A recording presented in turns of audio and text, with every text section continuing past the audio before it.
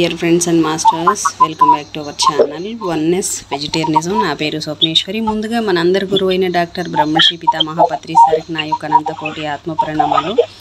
సత్యలోకవాసులకి, దివ్యలోకవాసులకి, మహాకరణ లోకవాసులకి, నక్షత్ర లోకవాసులకి, ఏంజల్స్కి, మహావతార్ బాబాజీకి, బుద్ధ భగవానుడికి, రామ్తా మాస్టర్కి, పరమాత్మైన సదానంద యోగి మహారాజ్కి, పరమగురు మండలందరికీ నా యొక్క అనంత కోటి ఆత్మ ప్రణామాలు. ఈ వర్తమాన క్షణంలో నా ఈశ్వ చైతన్యానికి, నా యొక్క స్వయానికి అనంతకోటి ఆత్మ ప్రణామాలు. మరి రోజులాగానే ఈరోజు కూడా మరింత జ్ఞానాన్ని, విజ్ఞానాన్ని షేర్ చేయడానికి మేడంకి, జ్యోతి మేడంకి సాదరంగా వెల్కమ్ చేద్దాం. Madam welcome. Madam welcome to our session. Madam over to you madam. Jyothi madam. Thank you madam. ముందుగా మన గురువు గారైన పితామహపత్రి గారికి ఆత్మనామం తెలుసుకుంటూ, అమ్మ బతునామం ఆత్మనామం తెలుసుకుంటూ, నా జ్ఞానాన్ని ఇచ్చిన గురువులందరికీ నా తల్లిదండ్రులకి ఆత్మనామం తెలుసుకుంటూ, మనం మిర్జర్ బుక్ లోని జ్ఞానాన్ని తెలుసుకుంటూ ఉన్నాము. అక్కడ అంటే ఈ 5 మంది సహచరులు ఉన్నారు కదా, నరోడా, మైకిలియన్, మికాస్టర్, జమారా, వీళ్ళందరినీ ఆకులో వీళ్ళందరినీ తన వైపు తీసుకోవాలని ఈ నా క్షమాదాము ఎంతో ప్రయత్నం చేస్తాడు. దాని గురించి అది విఫల ప్రయత్నము. ఆయన ఎంతో చెప్తాడు అనమాట వాళ్ళకి. చెప్పిన తర్వాత మిర్దార్ వస్తాడు. మిర్దార్ రాక నమ్మక చుంబనం ఇవ్వడం, అవన్నీ నమ్మకం చెప్పడం, ఈ టాపిక్ తెలుసుకున్నాం. నరోడా చెప్తాడు. ఏం చెప్తాడంటే, చలికాలము చాలా మంచుతో, పొడికే చలితో వచ్చింది, నిశ్శబ్దంగా ఉన్నాయి.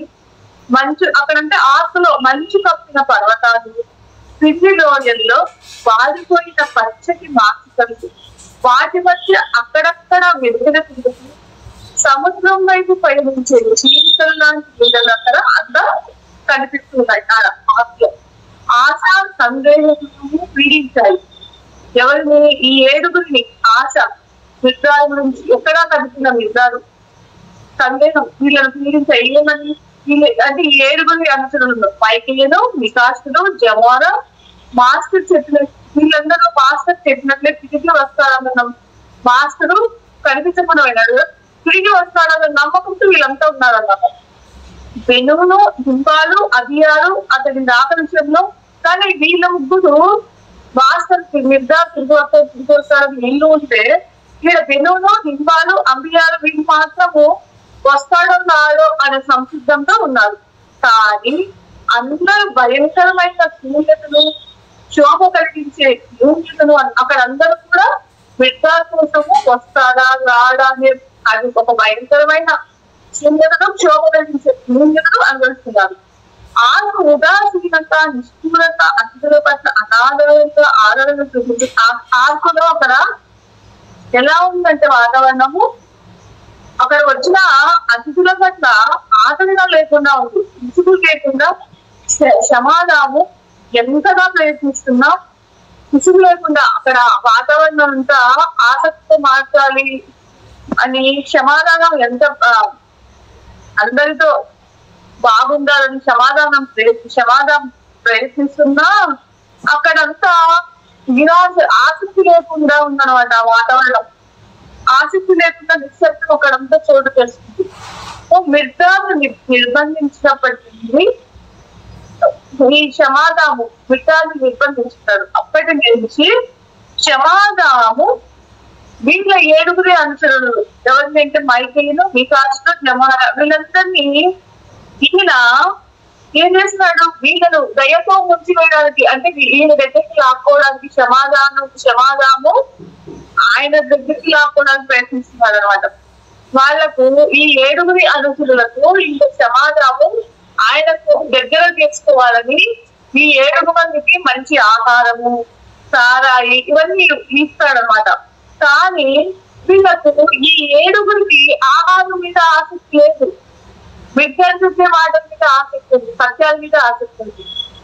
ద్రాక్ష సారా చైతన్యం, వాళ్ళకు ద్రాక్ష సారా అది ఎన్ని ఇచ్చినా వాళ్ళ చైతన్యము, వాళ్ళ ఆత్మకది ఇద్దరు విజ్ఞాన మాటలు వల్లే వాళ్ళకు చైతన్యం ఎదుగుతలేదు, చైతన్యం కలుగుతుంది.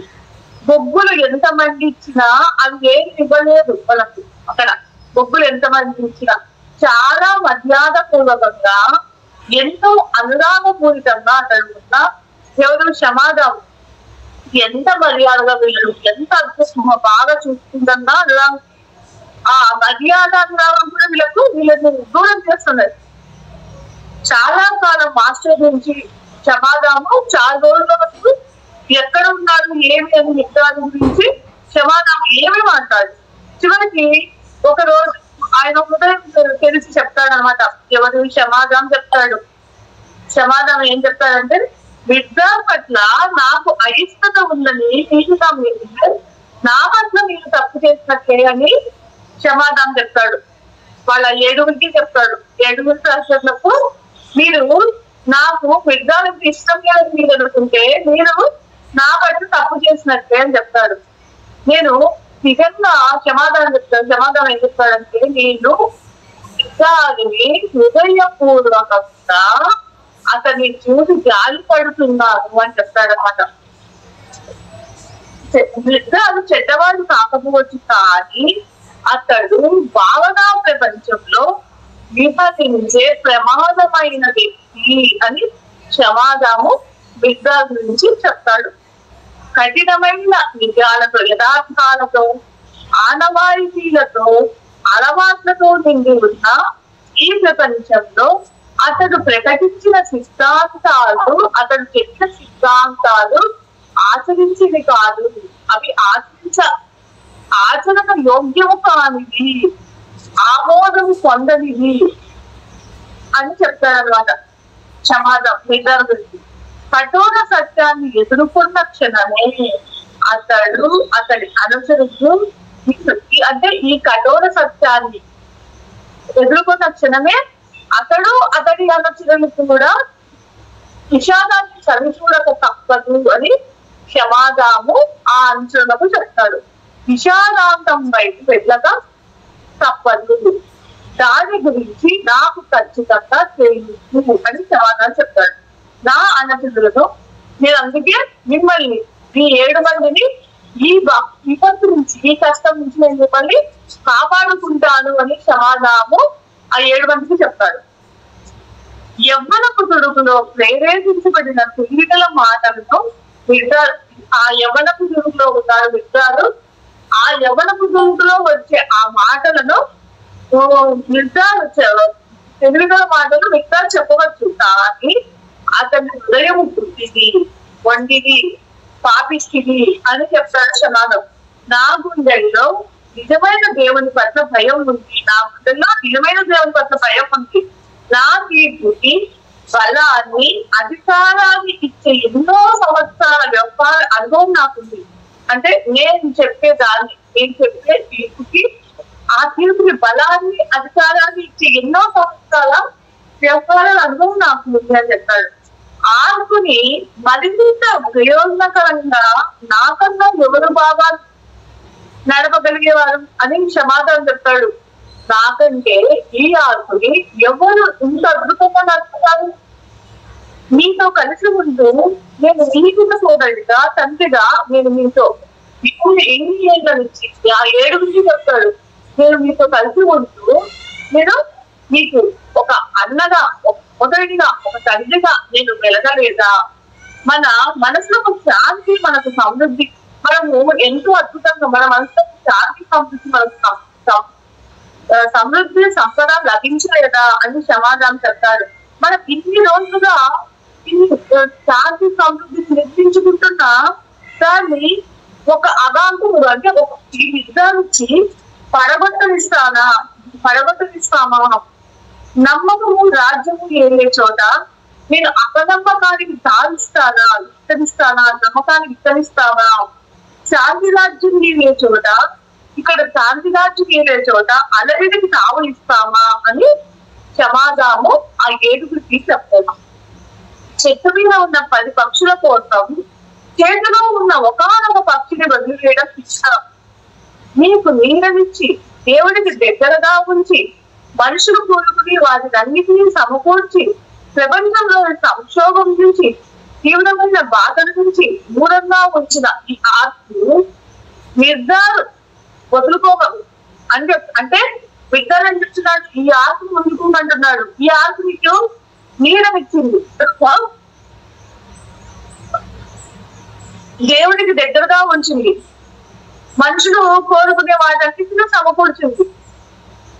సమకూర్చి ప్రపంచంలోని సంక్షోభం నుంచి, బాధ నుంచి ఆకు మిమ్మల్ని కాపాడు దీని మరుగుమని చెప్తున్నాడు మిడతారు. దానికి బదులు మీకు ఏమి ఇస్తానని వాగ్దానం చేస్తున్నాడు అని సమాధానం చెప్తాడు. గుండె నొప్పులు, నిరాశ, దరిద్రము, లాభం కోసం, తరగతి కోసం కొట్లాటలు అవి అంతకన్నా పనికి మాలినవి మీకు ఆయన అవి వాగ్దానం చేస్తున్నాడు. అవన్నీ మళ్ళీ పనికి మాలినవి అని చెప్తాడనమాట. శూన్యములో గాలిలో ఒక ఆకుని మీకు ఇస్తానన్నాడు, అది ఒక పిచ్చివాడి కళ అని చెప్తాడు అనమాట. శూన్యంలో గాలిలో ఒక ఆకు ఇస్తున్నాడు, అది ఒక పిచ్చివాడి కళ, పిల్లవాడి ఊహ, అది ఒక స్థితికి అసాధ్యం. ఆకు తల్లి స్థాపకుడైన, అంటే ఆకు స్థాపించిన నోవా. నోవా కంటే ఇతడు ఏమైనా తెలియనవాడా అని సమాధానం చెప్తాడు వాళ్ళ మంది. అతడి వెర్రిపూటల గురించి మీరు ఆలోచించడం, అతను చెప్పే మాటలు విద్యార్థి వాటిల గురించి మీరు ఆలోచించడం నాకు బాధను కలిగిస్తుంది సమాధానం ఆ 7 మందికి చెప్తాడు. విద్యార్థి ప్రతికూలంగా వేదాంతాలు ఫిర్యాదు చేసినప్పుడు, అంటే విద్యార్థి ప్రతికూలంగా అంటే వ్యతిరేకంగా, విద్యార్థి వ్యతిరేకంగా వేదాంతాలు ఫిర్యాదు చేసినప్పుడు ఆల్కు పట్ల, పవిత్రమైన దాని పద్ధతుల పట్ల నేను ద్రోహం చేసి ఉండవచ్చు, కానీ అది కూడా నేను అనుభవిస్తాను. ఆకు పట్ల, ఆ పవిత్రమైన పద్ధతుల పట్ల నేను ద్రోహం చేసినాక ఎందుకు చేస్తాను నేను? అది కూడా నీ మంచి కోసమే, నీ శ్రేయస్సు పోయి చేస్తాను అని చెప్తాడు. కాబట్టి అదే నా ఉల్లంఘన, దోషరహితమని ప్రకటించాలి. మరి ఆలస్యం కాకుండా ఆకుని మిమ్మల్ని నేను కాపాడుకుంటాను అని సమాధానము ఆ 7 చెప్తాడన్నమాట. భగవంతుడు నాతో ఉన్నాడు, మిమ్మల్ని కాపాడుతాను అని సమాధానం వాళ్ళకి చెప్తాడు. అప్పుడు చెప్పి సమాధానం ఏం చెప్తాడంటే, మీకు నాతో కలిసి సంతోషంగా ఉండండి. ఆకు వినాశనాన్ని మన పాపిష్టి కన్నుతో చూసే ఆ ప్రతిష్ట నుంచి మనల్ని కాపాడినందుకు ఆ భగవంతుడికి కృతజ్ఞతలు తెలపండి. అలాంటి అవమానాన్ని భరించి నేను మాత్రం బ్రతకగలిగే వాడిని కాదు అని సమాధానం ఆ 7 మందికి చెప్తాడు. నోవా ఆకుకి అతడి భగవంతుడి సేవలకు నేను ఇప్పుడు ఈ నోవా అనే అతనికి, ఈ ఆకుకి, ఈ భగవంతుడి సేవలకు నేను పూర్తిగా అంకితమవుతున్నాను అని సమాధానం చెప్తారనమాట. ఇదివరకు లాగానే సంతోషంగా ఉంటే నా ఆనందం పూర్తి అవుతుంది అని చెప్తాడు. ఇదివరకు లాగానే సంతోషంగా ఉంటే నా ఆనందం పూర్తి అవుతుంది అని చెప్తాడు. అప్పుడు ఇవన్నీ చెప్తాడు సమాధానం 7 మందికి. చెప్పినప్పుడు అతను నరోడ ఏం చెప్తాడంటే, అది చెప్పి ఇదంతా చెప్తాడు అని చెప్పి ఆ 7 మందికి చెప్పి సమాధానం ఏడుస్తాడు.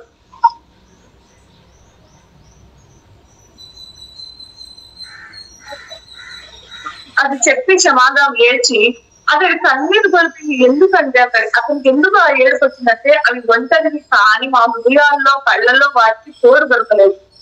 అంటే ఇవన్నీ చెప్తున్నా ఈ 47 మందిలో వాళ్ళల్లో ఏ విధమైన స్పందన లేదు. అంత దగ్గరికి తీసుకోవాలని, ఎంత వాళ్ళను తన వైపుకి తీసుకోవాలని చూస్తున్న 7 మందిలో కూడా ఇది లేదు. గాఢాంధకారము మధ్య ముట్టడిలో చాలా సేపు ఉన్న పర్వతం పైన సూర్యుడు ప్రకాశించే తరుణంలో రోజు ఉదయం జమోరా హార్పును తీసుకొని పాడడం మొదలు పెడతాడు. అక్కడ జమోరా చలికి మొదలుగా ఆయన నా హార్పు పెదాలపై గంట కట్టించాను. మంచు నిర్బంధంలో ఉన్న నా హార్పు గుండె మంచులు ఇరుస్తుంది స్వప్నం. నా హార్పు గానాన్ని కలిగించే ఊపిరి ఎక్కడ, తలని కాపాడేసి ఎక్కడ. ఇలా ఆయన వేదాంతలోని చెరసాలలో గాలి ఆశత వేదాంతీయులకి వెళ్ళి జైలుకి గుర్తుగా వెళ్ళి సంఖ్యల నుంచి జైలు ఒకటి నుంచి కూడా అంటే వేదాలు పాట పాడుతుంది. మరి చూసి కిరణం లాగా నీ వేగరెక్కలు ఆకాశమంతా వ్యాపించ, దాని కింద రాజులని వేదాల్లోని తేలికి దూరాన్నున్న గూటికి మిగిలిపోయే ఓ నా ఈగలు నా ఆకాశాన భూగవలే దిక్కులేని మొక్కులేని అనాథిని నేను అని పాడతారు. నరుడ అది పాడిన తర్వాత నరుడు ఏం చెప్తాడంటే అతడి చేతులు శక్తి విజయం కాగానే యమోనా కంటి నుంచి ఒక సన్నీటి చుక్క కిందకి జారిపడింది. అతడు తన హార్ట్స్ మీదకి వచ్చింది. ఈ సన్నీటి చుక్క మాలో గూడు పట్టుకుని ఉన్న బాధను పరీక్ష కళ్ళు తుమ్ముకొని తెలిసింది. నా ఊపిరి ఆడడం లేదు. అటు మైకేల్ ఒక గెంతే బాధం దగ్గరికి బయలులోకి వెళ్ళాను. యమోరా వికాస్ నేను బాధ బయటికి వచ్చి ఆవరణం దాటడం అది నిశ్చితమైన మైకేల్ ఓపుతో బలంగా ఆ గడియలాగి తలుపును గెంటి తెరిచాడు. బోధలో నుంచి బయటపడ్డ పిల్ల బయటపడ్డాడు. మిగిలిన ముగ్గురు మైకేల్ ని అనుసరించారు. సూర్యుడు చాలా వేడిగా ప్రకాశవంతంగా ఉన్నాడు. అతడి కిరణాలు ఘనీకరించిన మంచుపై పడి అక్కడ వక్రీకరించి ఆ కాంతి కళ్ళు కనిపించకుండా చూశాయి. చెట్టు లేకుండా మంచుతో కప్పబడ్డ కొండలతో అలల్లాగా కట్టాయి. కనుచూసి పేరులో విచిత్రమైన రంగులకు అన్ని ప్రకాశిస్తున్నాయి. చెవులకు విసుగు పుట్టించేటంటే నిశ్శబ్దం మా పాదాల కింద నలుగురు. మంచు చేస్తున్న కరకర ధ్వని కానీ ఇబ్బందికరంగా ఉన్న మా శ్వాసను లాగించి మా ప్రయత్నం లేకుండానే మమ్మల్ని ముందుకు తీసుకువెళ్ళినట్టు అనిపించింది. మేకేయన్ ధోరణిలో కూడా మార్పు వచ్చింది. ఊపిరి తీసుకోగలగడం ఎంత బాగుంది. కేవలం ఊపిరి తీసుకోవడం, మొట్టమొదటిసారి స్వేచ్ఛగా ఊపిరి తీసుకోవడంలో ఉన్న ఆనందాన్ని ఊపిరి అంటే అర్థాన్ని చేసినట్టు. కొంత దూరం నడిచాక వికాస్ దూరంగా ఉన్న పర్వతం పైన నల్లగా ఉన్న దాన్ని చూశారు. ఒంటరిగా ఉన్న తోడేళ్లను కొందరు, గాలికి మంచి కనిపిపోయిన రాయిలను కొందరు అనుకుంటారు. కానీ అది మా వైపు కదిలి వచ్చినట్టు కనిపించింది. మేము కూడా దాని వైపే నడవడానికి నిశ్చయించాం. దగ్గరగా ఇంకా దగ్గరగా వచ్చినది అంటే కొంత దూరం అట్లా ఈ ఏడు మంది పోతూ ఉంటే వికాసులకు ఆ దూరంగా ఉన్న పర్వతం పైన నల్లగా ఒకటి కనిపించిందట. ఆ నల్లగా ఉన్న ఒంటరిగా ఉన్న తోడేళ్ళకి కొందరు, గాలికి మంచి కరిగిపోయిన రాయి అని కొందరు అనుకుంటున్నారు. కానీ అది మా వైపు ఆ నల్లగా ఉన్నది కింద వైపు కదిలి వస్తున్నట్టు కనిపించిందట. మేము కూడా దాని వైపే నడవడానికి నిశ్చయించాం. ఇంకా దగ్గరగా వచ్చినప్పటికీ అది మనిషి రూపం అలా కనిపించిందంట. హఠాత్తుగా అది దగ్గరకు వచ్చినప్పుడు మనిషి రూపం లాగా అయిపోయింది. మైకేల్ అతడే అని పెద్దగా అరుస్తూ ముందుకు దిగాడంట. అప్పుడు అది అక్కడే అంటే ఆ ఆకర్షణీయమైన ఆ నడక రాజసంగా ఉండే అతడి ప్రవర్తన, ఉన్నతంగా పైకెక్కిన తల, అతడి దుస్తులతో వెంట్రుకలతో ఉల్లాసంగా గాలి ఉన్న అతడు ఎవరు అంటే అతను మిర్జా. ముందు కనుక్కోలేదు వీళ్ళు. ముందుగా మైకేల్ను అతన్ని పెట్టిపోతాడు. ఆకస్మాత్తుగా సంధి పేలాపన చేసిన వాడిన అతను గెలుస్తూ నవ్వుతూ అతడు అంటే ఈ మైకేల్ ఆ మిర్జా కాళ్ళకుండా పడతాడనమాట. నా ఆత్మ నన్ను చేదుకుంది అంటాడనమాట. మిగిలిన ముగ్గురు కూడా అలాగే మిర్జా కాళ్ళ పైన పడతారు. మాస్టర్ ఒకరి తర్వాత ఒకరిని లేవనెత్తి సున్నితంగా వాళ్ళను ఈ నలుగురిని కౌగలించుకుని చెప్తాడనమాట. మిర్జా ఏమనంటే నమ్మకం యొక్క ముద్దుని అందుకుంది.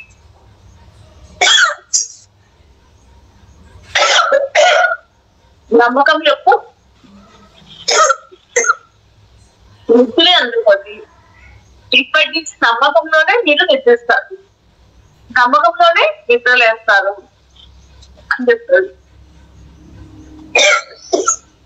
అంటే నమ్మకం ఉంచుకుంటే నమ్మకంతోనే ఉంటారు, నమ్మకంతోనే నిద్రిస్తారు, నమ్మకంతోనే నిద్రలేస్తారు. వస్తాడు నీ నమ్మకం నిద్ర వస్తాడు నమ్మకం అది ఆయన చెప్తాడు. సందేహం అనేది ఇక మీ తరగతిలో ముందు కట్టకూడదు. సందేహం ఉండకూడదు. వస్తాడా అని సందేహం ఉండకూడదు, నమ్మకంతోనే ఉండండి అని చెప్పడం మాట. సంశయం ఇక మీ అడుగుని స్తంభింపతీరు, సంశయం అనేది ఉండకూడదు అని చెప్తాడు. అప్పుడు నరోడా చెప్తాడు అనమాట. అడుగుతాడు నరోడా, ఏమని అడుగుతాడంటే ఆర్పులోనే ఉండిపోయిన నలుగురు గుమ్మంలో మాస్టర్ చూడగానే దయ్యం అనుకుని ముందు ఈ నలుగురు వృద్ధాలు దయ్యం అనుకుని భయపడతారు. ఒక్కొక్కరిని పేరు పేరున పిలుస్తూ అభివాదం చేసినప్పుడు అంటే ఈయన వృద్ధాలు మాటలను బట్టి ఆయన వృద్ధాలని కనుక్కుంటారు అనమాట. ఆ మాటలను బట్టి కనుక్కొని ఆయన పాలనపై పడతారు. క్షమారాం మాత్రం స్థానానికి అంటుకుని ఆ క్షమారాం మాత్రం ఎక్కడుండే కూడా అక్కడే ఉంటాడు. మాస్టర్ నలుగురికి చేసినట్లే చెప్పినట్టే ముగ్గురికి అదే చేశాడు, అదే చెప్తాడు. పాలి కూతున్న ముఖంతో వణుకుతున్న దానిలో అనాలోచితంగా వెళ్తూ ఆడుకుంటున్న చేతులతో తల నుంచి పాదాలకు పంపిస్తూ సమాధానం పూర్ణకి ఎందుకు ఈ నిర్ధారణ చూస్తేనే సమాధానం వణికిపోతాడు. ఎందుకంటే ఆ పరిస్థితికి కారణమైన సమాధానం కావచ్చు. అకస్మాత్తుగా సీట్లో కిందపడి ఉన్న మాస్టర్ దగ్గరికి తాకు వెళ్ళి అతని పాదాల చుట్టూ చేతులు వేసి భూమి వైపు ముఖం పెట్టి వణుకుతున్న కంఠంతో నేను కూడా నమ్ముతున్నానని సమాధానం కూడా అంటాడు. మాస్టర్ అతన్ని కూడా లేవనెత్తాడు, కానీ అతన్ని గుర్తు పెట్టుకోకుండా ఇలా అంటాడు.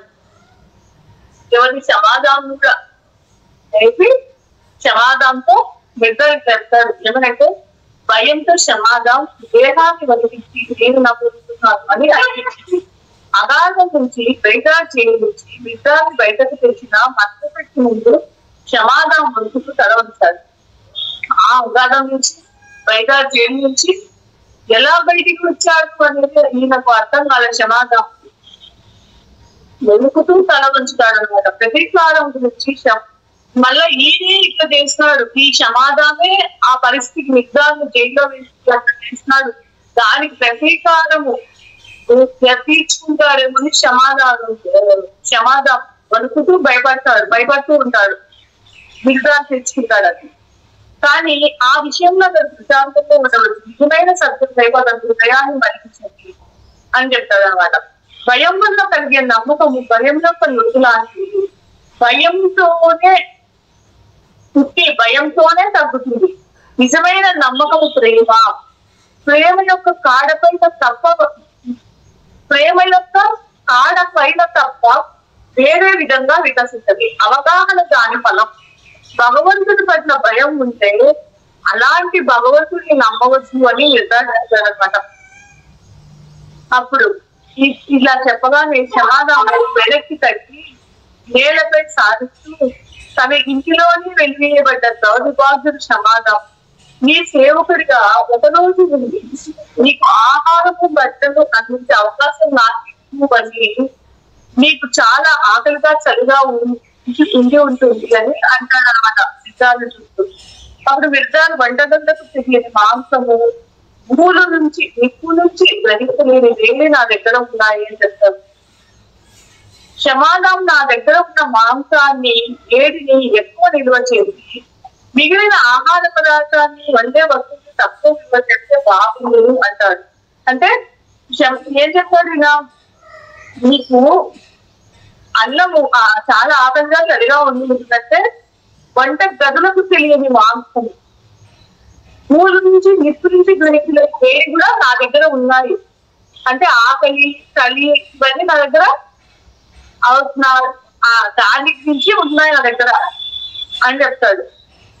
సమాధానం నా దగ్గర ఉన్న మాంసాన్ని వీటిని ఎక్కువ విలువ చేసి మిగిలిన ఆహార పదార్థాన్ని వంటే వస్తువుని తక్కువ విలువ చేస్తే బాగుండు అంటాడు. చూడండి, శిఖరాల మీద చలి కలిగించడానికి సముద్రం వచ్చింది. గడ్డ తగ్గిన సముద్రాన్ని కోటుగా ధరించడానికి శిఖరాలు ఆనందిస్తున్నాయి. శిఖరాలు వాటి కోట్లలో వేడి ఉన్నాయి అని చెప్తాడు అన్నమాట. శిఖరాల పైన కొద్దిసేపు నిశ్చలంగా మంత్రముద్దురాలిలా ఉండడానికి సముద్రం సంతోషపడుతుంది చెప్తాడు. కానీ అది కూడా కొద్దిసేపు మాత్రమే అని చెప్తాడు వెళ్తాడు. వసంత ఋతువు రాగానే నిద్రాణస్థితిలో ఉన్న సర్పంగా తాత్కాలికంగా తాకట్టు పెట్టిన తన స్వేచ్ఛని చూసి మెలుకల తిరుగుతూ సాగుతున్న సముద్రం మళ్ళీ ఒక ఒడ్డు నుంచి మరొక ఒడ్డుకు పరిగెడుతుంది. గాలిలోకి ఎగిరి ఆకాశంలో విహరిస్తుంది. అది కావాలనుకున్న చోట తుంపరై కురుస్తుంది. నీలాంటి మనుషులు కొందరు ఉన్నారు సమాజం. వారి జీవితం ఎప్పుడూ చలికాలము. నిద్రాణ స్థితి వసంత ఋతువు శకునాన్ని ఇంకా అందుకునేవారు వారు చూడు నిర్ధారే ఆ శకునము. జీవితానికి సంకేతం నిర్ధారం. చావు గంటకు కాదు. ఇంకా ఎంత కాలం నువ్వు నిద్రాణ స్థితిలో ఉంటావు క్షమాదాం అని అడుగుతాడు నిర్ధారం. మనుషులు జీవించే జీవితం, వారు చచ్చే చావు రెండు కూడా నిద్రాణ స్థితులే. మనుషులను నిద్ర నుంచి లేపి వారి గృహల బయటకు తీసి చావు తెలియని జీవితపు స్వేచ్ఛలోకి నడిపించడానికే నేను వచ్చాను క్షమాదాం. నా కోసం కాదు వచ్చింది, మీ కోసమే నేను వచ్చాను, నన్ను నమ్మండి అని చెప్తాడు మిగతాడు. అప్పుడు నరోడా చెప్తాడు కదా, క్షమాదాం నోరు మెదగకుండా ఇవన్నీ చెప్తూ ఉంటే క్షమాదాం అక్కడ ఏం మాట్లాడకుండా నిలబడతాడు. వైదాలు జైలు నుంచి ఏ ఉపాయంతో మాస్టర్ తప్పించుకున్నాడో అడగమని వెన్నును నా చెవిలో చెప్పాడు. ఆ ప్రశ్న అడగడానికి నాకు నాలుక సహకరించలేదు, అడగలేకపోయాను. కానీ అంటే వేదాంతాది గుహలో నుంచి బంధిస్తే ఎట్లా తప్పించుకున్నాడు వేదాలని అడగాలని, వీళ్ళకి ఎట్లా తప్పించుకున్నాడో అర్థం కాలేదు. అక్కడ ఒకరిని అనుకుంటూ ఉంటాడు ఆ గుహలో నుంచి సిద్ధాలు ఎట్లా తప్పించుకున్నాడు. అది అడగాలని అనిపించినా అడగడు నరోడా. వీళ్ళ మనసులో ఆయన గ్రహించి మా మాస్టర్ నిర్ధారణ గ్రహిస్తాడు అనమాట. నిర్ధారణ అప్పుడు చెప్తాడు, వైదాజీలు ఇప్పుడు అంటే అది చెప్తాడు. వీళ్ళందరి సందేహం 7 మంది సందేహం ఏంటంటే జైల్లో వేసిన ఇలా తప్పించుకొని ఎట్లా వచ్చినాడు అని. అందరూ అడగాలి ఎట్లా వచ్చినాడు అని అడిగితే దానికి ఈయన గ్రహిస్తాడు. వాళ్ళు అడగకుండానే ఈయన గ్రహిస్తాడు అనమాట. అడగాలని అనుకుంటారు, అడగదు. అది ఆ విషయాన్ని నిర్ధారణ గ్రహిస్తాడు. గ్రహించి నిర్ధారణ చెప్తాడు. ఏమని చెప్తాడంటే, ఇప్పుడు మిగతా జైలు కాదు, అది ఒక పుణ్యస్థలం అయ్యింది. వేదారాజు అంత కఠినంగా ఉన్నాడు కదా, ఇప్పుడు వేదారాజుకు రాజు కాదు. ఈ రోజు అతడు మీలాగే పరితపించే వేదంతో మిగిలిన ఒక యాత్రికుడు, అంటే సత్యం కోసం ప్రయత్నించే ఒక యాత్రికుడు. అలా రాజు కాకుండా అలా మారిపోయాడు. మీకు ఎటువంటి ఎలా సత్యం పట్టుకోవాలని ఎలా ఉంటున్నాడో ఈ వేదారాజు కూడా ఒక యాత్రికుడు అని చెప్తాడు. పెనులు చీకటి చిత్తాలను కూడా ప్రకాశించే దీపంగా మాత్రం, అంటే ఇప్పుడు ఏదైనా పెనులైనా ఆ చీకటి శరకాలను దేవుడు కూడా ప్రకాశించే రేపు దీపంగా మార్చవచ్చు. అంటే మనం వెలుగునప్పుడు, మనం సత్యంలో ఉన్నప్పుడు ఆ చీకటిగా మనం వెలుగుగా మార్చవచ్చు అని చెప్తున్నాడు.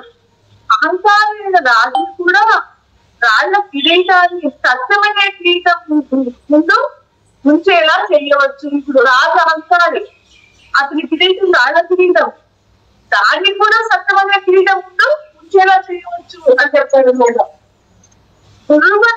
పని చేసే సంఖ్యలను కూడా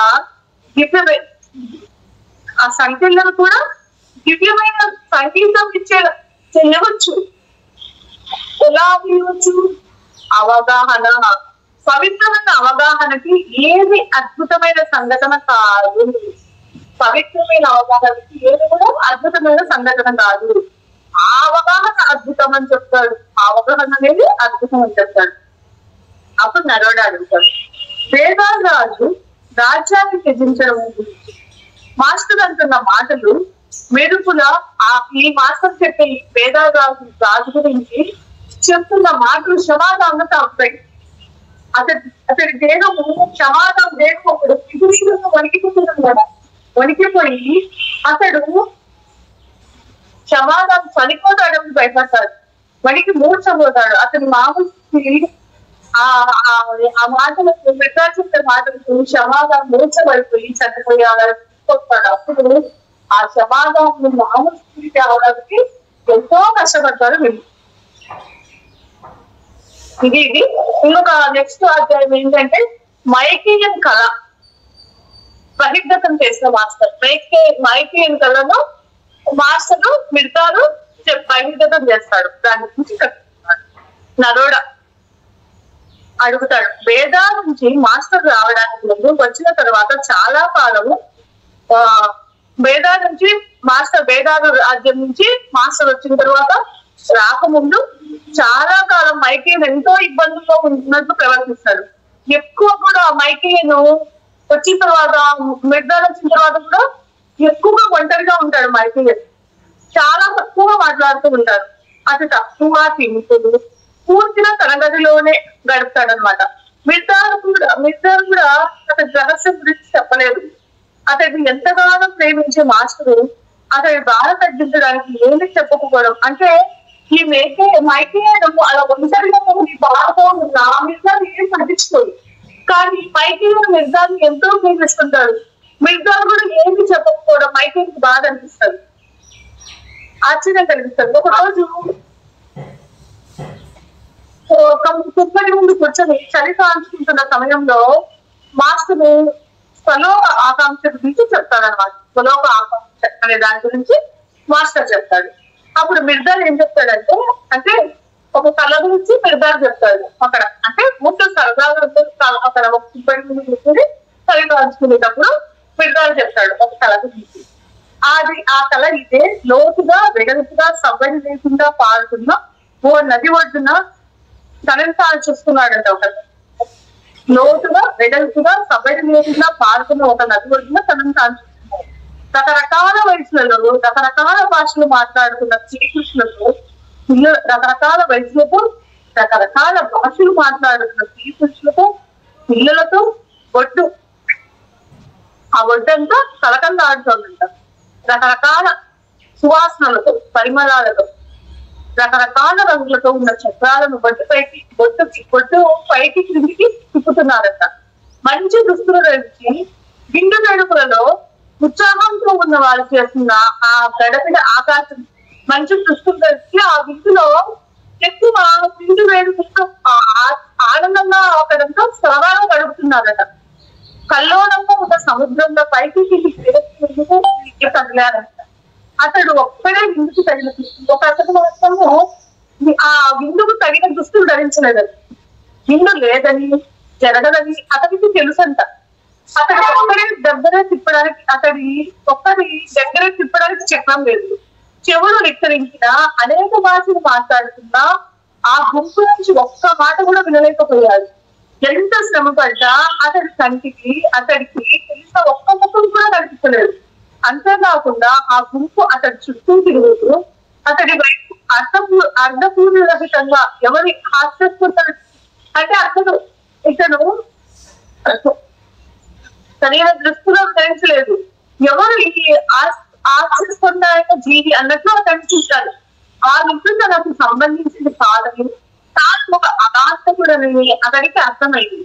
హృదయంలో బాధ కలిగిందంట. వెంటనే ఒడ్డుపై నుంచి వస్తున్న ఘోష విన్నాడు. ఆ గుంపు వాడు మోకాళ్ళపై వంగి చేతులతో కళ్ళు మూసుకొని తలను నేలపైకి వంచి మధ్యలో దారి వదిలి 8 వరుసలలో కూర్చున్నాడట. ఎటు తిరగాలో తెలియక, ఏం చేయాలో తెలియక ఆ మధ్య మార్గంలో అతడు ఆ గుంపులో అతడు ఎటు వెళ్ళాలో తెలియక అతడు ఒక్కడే నిలబడ్డాడట. గర్జున ఎదువైపు నుంచి వస్తుందో పైకి చూశాడట. బ్రహ్మాండమైన ఇక్కడి నుంచి గర్జన వస్తుందని చూశాడట. బ్రహ్మాండమైన ఒక పెద్ద లోపటిలో నుంచి పంటలు కప్పుతూ ముక్కుల నుంచి పొగ ఊపుతూ మెరుపు వేగంతో మధ్య మార్గంలో అతను చూశాడు. ఆకాశంలో ఉగ్రంగా వస్తున్న ఆ వృషభం వైపు ఈయన భయంగా చూశాడు. కుడి వైపుకో ఎడమ వైపుకో అంటే ఆ వృషభం కోపంతో వస్తుంది, తప్పించుకోవాలి. ఎటువైపు వెళ్ళాలి, కుడివైపు వెళ్ళాలా ఎడమ వైపు వెళ్ళాలని చూశాడు. కానీ సాధ్యం కాదు. భూమికి అతుక్కుపోయినట్టు అలాగే ఎటు వెళ్ళాలో తెలియక అక్కడే ఉండిపోయినాడు. ఇంకా నాశనం కాక తప్పదు అనుకున్నాడు. అక్కడ దహిస్తున్న మంటలు మరి పొగలు అతడిని చుట్టుముట్టిన చోటులోకి ఆ ఎత్తు వచ్చింది. అక్కడ మంటలు ఆ పొగల దగ్గరికి అక్కడికి ఎద్దు వచ్చింది. అతడి గాలిలోకి ఎత్తబడ్డాడు. ఎద్దు అతడి కింది నిలబడి మంటలు పొగ పైకి మరింతగా అతడు గాలిలోకి ఎత్తబడ్డాడు. ఎద్దు అతడి కింద నిలబడి మంటలు పొగ పైకి మరింత వదిలిందంట. కానీ అతడు పైకి ఇంకా పైకి వెళ్ళాడంట. మంటలన్నీ పొగల్ని అతడు అనుభవించినా ఆ ఎద్దు తనకి ఎలాంటి అపకారం చేయలేదు. అతడికి నమ్మకం కలిగిందంట. మొగళ్ళు అవన్నీ వచ్చినా ఎద్దు మాత్రం నాకు ఏ అపకారం చేయదని అతనికి నమ్మకం కలిగింది. నదికి అడ్డంగా సాగాడు. పచ్చడి ఒడ్డుపైకి అతడు చూసినప్పుడు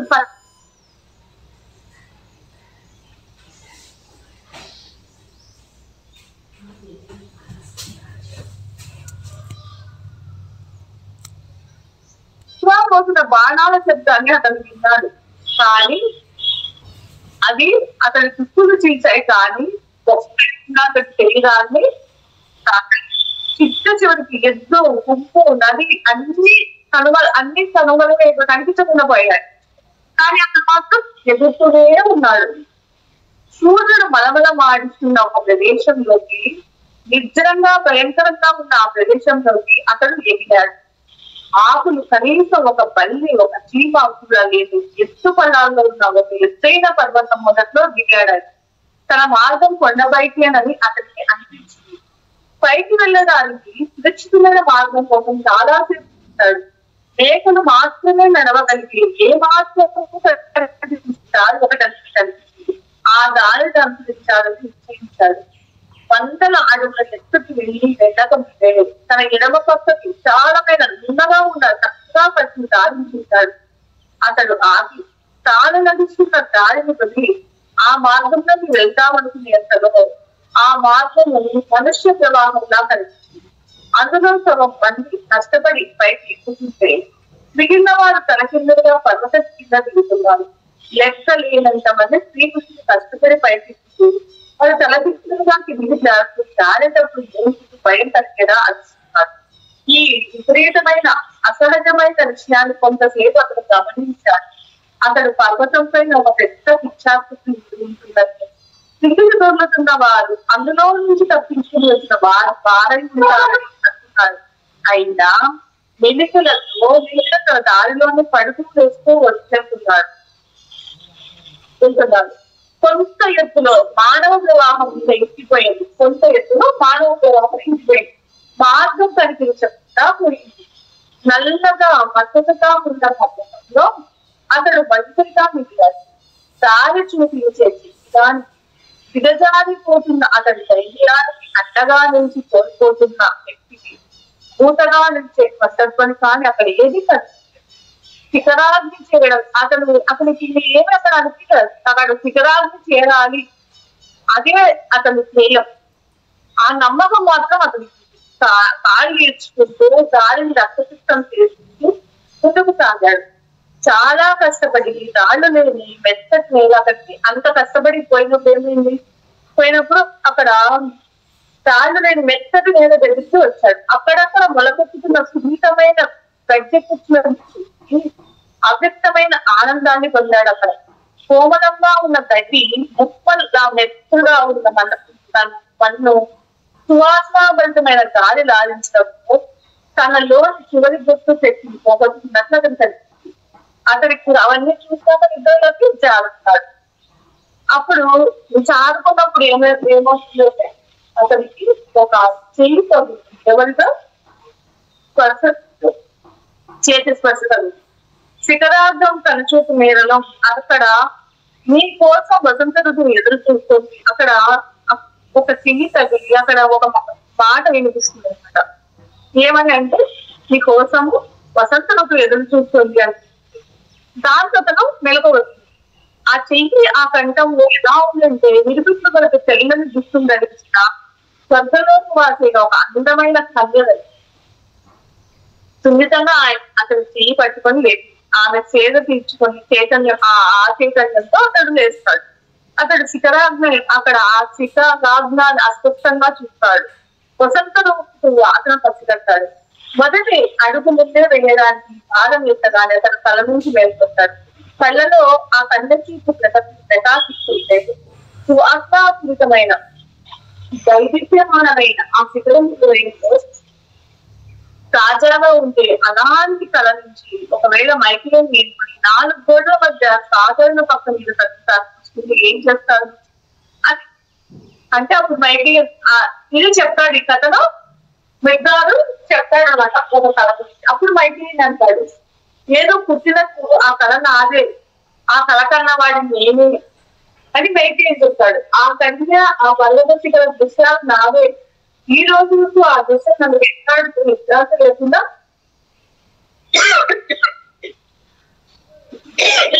అంటే ఈ కళ నాదే అని మైథిలి చెప్తాడు అనమాట. అంటే మైథిలి అక్కడ వాళ్ళతో ఉంటే నిద్ర పట్టించుకోకుండా ఉంటారు. తర్వాత ఎందుకు పాల్గొంటున్నాడని అక్కడ ఒక చోట గురించి వేరే కాల్చుకుంటూ ఒక్కరి దగ్గర కూర్చుని ఈ కళ గురించి చెప్తారు అనమాట. అంటే ఆ కళ అప్పుడు ఆ కళ విని బయటికి ఏమంటాడు, ఈ కళ నాకే, ఆ కళ కన్నా వాడి నేనే, ఆ కళ ఆ పద్ధతి దృశ్యాలకి నావే, ఈ రోజు వరకు ఆ కళ నన్ను ఆ దృశ్యం నన్ను వెంటాడుతూనే ఉంది. వెంటాడుతూనే ఉంది. ఆ కళ నాకు విశ్రాంతి లేకుండా చేస్తుంది, నాకు ఆ కళ అపరిచితిగా చేస్తుంది. దాని వల్లనే నేను మైథిలి గురించి ఏమీ తెలియకుండా పోయింది అని చెప్తాడు అనమాట. వేదానికి నేను తీసుకెళ్ళిన తర్వాత ఈ కాలానికి నేను అంటే అప్పుడు మైకే నిజం చెప్తాడు, నువ్వు వేదానికి తీసుకున్నావు కదా, కొద్ది కాలానికి నాకు ఈ కళ వచ్చింది కన్నాను, ఏ విధంగా నా కళను అంతా నువ్వు నాకు వచ్చిన ఈ కళను అంత కరెక్ట్ గా ఎట్లా చెప్పగలిగినావు కళ అని అడుగుతాడు మైకేల్. నువ్వు ఏ రకమైన మనిషివి, నువ్వు మనుషుల కళలు కూడా నీకు అర్థమవుతాయా అని అడుగుతాడు అనమాట మైకేల్. నువ్వు మనుషుల కళలు కూడా తెలుసుకోగలుగుతావా అని మిగ్గారు మైకేల్ అడుగుతాడు. మా మైకేల్ మిగ్గారు అడుగుతాడు. అప్పుడు ఆ శిఖరం పైన స్వేచ్ఛ, ఆ కన్య అందము, ఆ అందంతో పోలిస్తే మిగిలినవన్నీ నాకు అక్కడ అంటే మైకేల్ కలగని నా కళలో కన్య అందము, అక్కడ పర్వతాలు ఆ అందము చూస్తే మిగతావన్నీ సాధారణమైనవి. వాటి కోసం అంటే అక్కడ ఆ పర్వతాలు ఆ కన్య గురించి నా ఆత్మ అనేది నన్ను ఎంతగానో పరితపింపజేస్తుంది. వేదాల నుంచి నువ్వు రావడం మళ్ళా ఎప్పుడైతే నువ్వు వేదాల నుంచి ఇక్కడికి వచ్చినావో, ఈ ఆత్మకి వచ్చినావో, అప్పుడు నా ఆత్మ నాతో కలిసింది అని మైకేల్ చెప్తాడు అనమాట మిగ్గాతో. అప్పుడే నువ్వు వచ్చిన రోజు నాకు దగ్గర క్షమాదానం ఎన్ని కావాలంటే వీళ్ళ దగ్గర తీసుకొని ఎన్నో చెప్తాడు, కానీ దగ్గర కాలేకపోయినాడు. కానీ మైకేల్ నువ్వు ఎప్పుడు వచ్చినావో నాకు ఆలోచన ఆత్మ నాతో కలిసింది, అప్పుడే నాకు ప్రశాంతత శక్తిని పొందాను, అప్పటి నుంచే నాకు ఆ భావన ముందు వదిలింది. ఇప్పుడు మళ్ళీ నువ్వు కనిపించిన తంతువు లేవు, నన్ను నా నుంచి ఏం చేస్తున్నాయి, నన్ను కాపాడుతూ విగ్రహాన్ని అడుగుతాడు. ఆ దృశ్యం కోసం నేను ఆ దృశ్యం నాకు కనిపించిన ఆ దృశ్యం కోసం నేను నిర్వీణం అవుతున్నాను అంటాడు. అప్పుడు విగ్రహం చెప్తాడు ఏమనంటే, నువ్వు ఏం అడుగుతున్నావో నీకు తెలియదు మైకేల్, నీ రక్షకుడి నుంచి నువ్వు రక్షించబడాలనుకుంటున్నావు, నీ రక్షకుడి నుంచి నువ్వు రక్షించబడాలనుకుంటున్నావా అంటే అని అంటాడు. అప్పుడు మైకేల్ చెప్తాడు, ఆయన ఇల్లు ఉన్న ఈ ప్రపంచంలో ఇల్లు మాత్రం లేని వాడిలా భరించలేని చిత్రోధ అనుభవించడం నుంచి తప్పించుకోవాలనుకుంటున్నాను అంటాడు. అంటే హాయిగా ఇల్లులో ఉన్న ఈ ప్రపంచంలో ఇల్లు మాత్రం లేని వాడిలా భరించలేని చిత్రవద అనుభవించడం నుంచి నేను తప్పించుకోవాలనుకుంటున్నాను అంటాడు. ఆ కన్యతో ఆ శిఖరం పైన ఉండాలనుకుంది అని చెప్తాడు.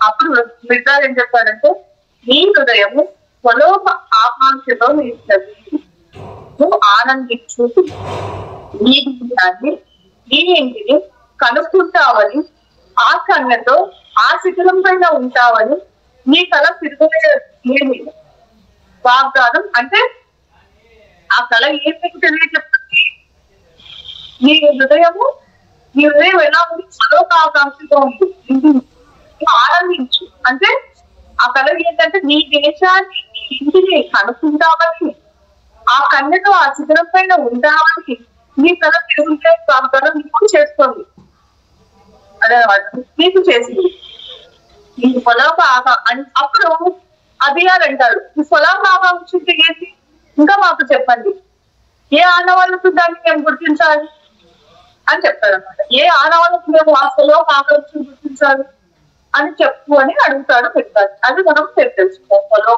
ఆకాంక్ష గురించి మనం రేపు తెలుసుకున్నట్టు 5 నిమిషాలు ధ్యానం చేద్దాం. శ్వాసనే నచ్చిగా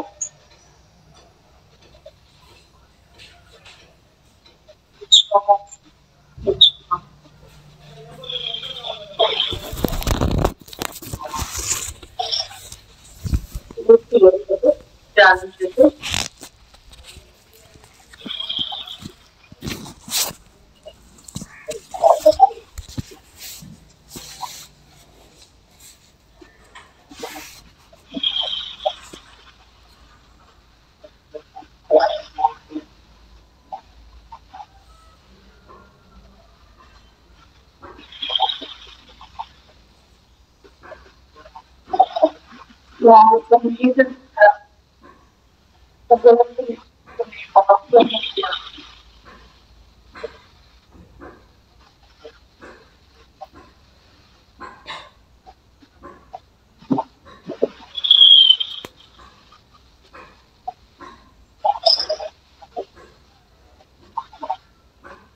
Last